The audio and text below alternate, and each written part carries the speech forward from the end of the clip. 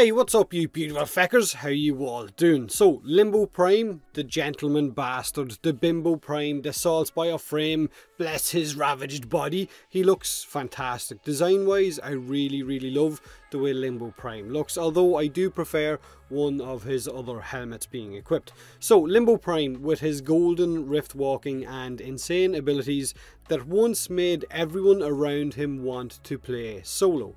If a wild Limbo appeared in your squad, you would probably leave after 5 minutes or 5 waves, or just jump right the fuck out of that mission straight away because fuck that. Unless, of course, he was one of the rare Limbo players who actually knew what they were doing and how to actually play with Limbo instead of trolling your ass for those 5 minutes. But of course, that was when his stasis would stop your teammates' guns from actually working, removing their ability to have fun while shooting things in the face. That's no longer the case. Stasis no longer stops teammates' bullets or guns from actually working, not that it ever stopped your swords in the first place.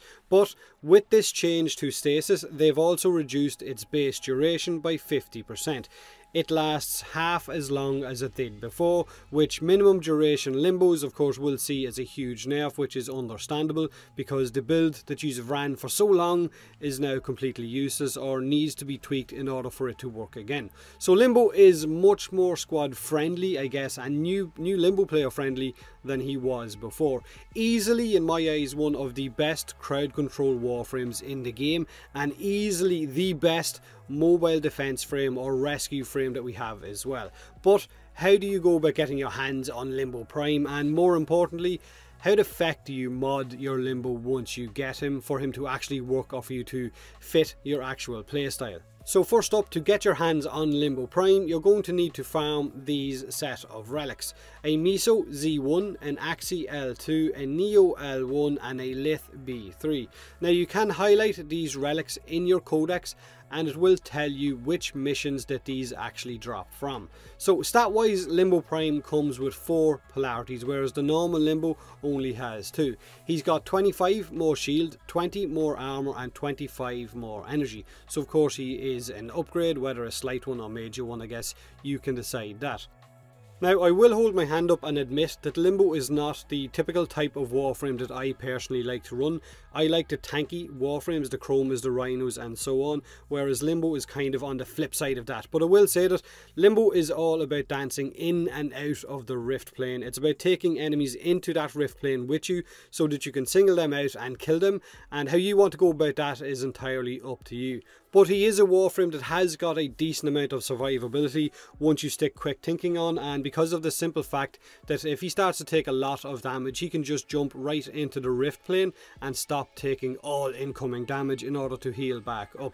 Now for me, I have 3 different builds on my Limbo. I have a base duration balanced kind of setup, a mobile defense setup and a high range and duration setup for crowd control, because a ranged setup can be good now thanks to those stasis changes, whereas previously the idea of having someone jump into your mission with a max range cataclysm was just an instant fucking quit mission. Everything gets stopped with that stasis, and now your teammates can actually shoot those enemies and deal with them while taking no damage in return. So before I go over my first build, let me just say that each one of my Limbo builds has a combination of quick thinking, because Limbo is fragile, natural talent to speed up my cast timers, and of course pain threshold as an excellent mod slot as well.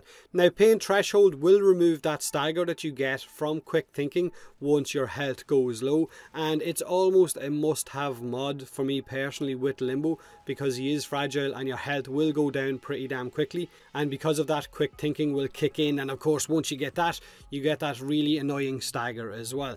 Now build A. Previously, I know a lot of Limbo players would run a Limbo for minimum duration, simply for stasis and banish, in order to banish a group of targets, stop them with stasis, jump into the rift plane and go about killing them, whether with your guns or with your melee weapons. Previously, because of stasis, it would have been with your melee weapons.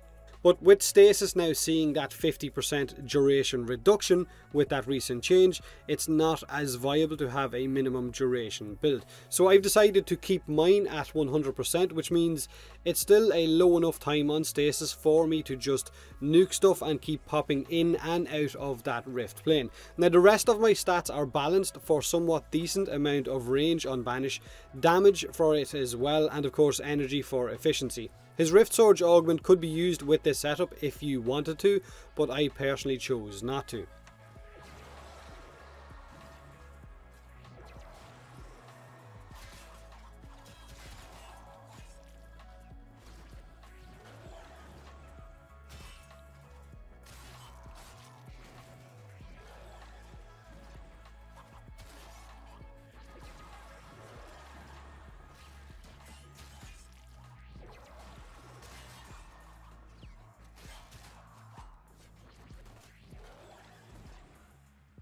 Build B is my mobile defense build, and it's a high duration minimum range setup, and with this you can jump into the rift plane, run to the mobile defense terminal, cast Cataclysm on top of it, and then not have to worry about it again for the duration of that mission or for the duration of its timer. It's not going to take any damage, and you can decide on whether you want to stay in that Cataclysm bubble and take no damage and just wait for the timer to tick down, or you can jump out into the action, killing enemies, safe in the knowledge that that terminal won't get destroyed. And if anything does jump into the Cataclysm bubble, you can simply turn stasis on, stop them, and killing them straight away. So that's a really good build, and it's incredibly useful for mobile defense missions. Oh, and you can also use this build on a rescue mission as well. Just simply banish the rescue target once you have freed him, and he's not going to take any damage, and then you can just rush to the end. So it's a simple banish yourself at the start of the mission, rush to the rescue target, free him, banish him, jump back into the rift plane, and the two of you make your way to the exit, and you're not going to take any damage.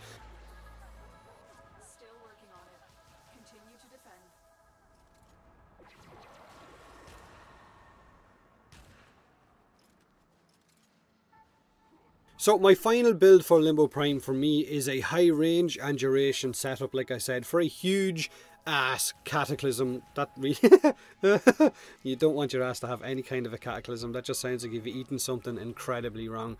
Now you will have a very big cataclysm with stasis turned on to stop everything in its tracks inside that bubble for a maximum amount of crowd control.